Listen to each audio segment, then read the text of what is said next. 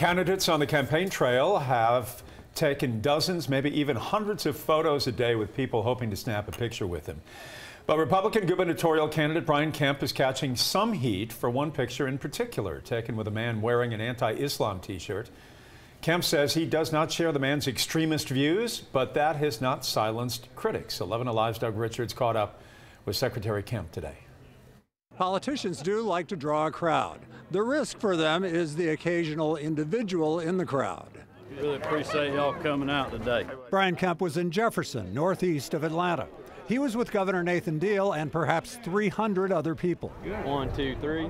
Both men posed for countless photos. One photo that has surfaced from a previous event shows Kemp with a man identified as James Stachowiak of Augusta. He's wearing a shirt that says, "Allah is not God." Atlanta's former city council president, Kathy Woolard, says he's a prominent white supremacist. Despite wearing an obviously anti-Muslim t-shirt, Mr. Stachowiak was able to take a picture with Brian Kemp, giving the thumbs up to this nationally known white supremacist. Do you remember him? Do you know that guy? No, I don't.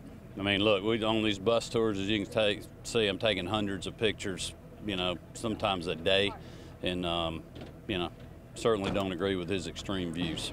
There you go. Kemp and Governor Deal say they've never screened well-wishers seeking photographs. Politicians on a campaign trail don't know who comes up to take a picture with them, just as I don't know today the people who come and want a picture with me. I think that's what we're expected to do. And Deal says awkward or even controversial moments go with the territory.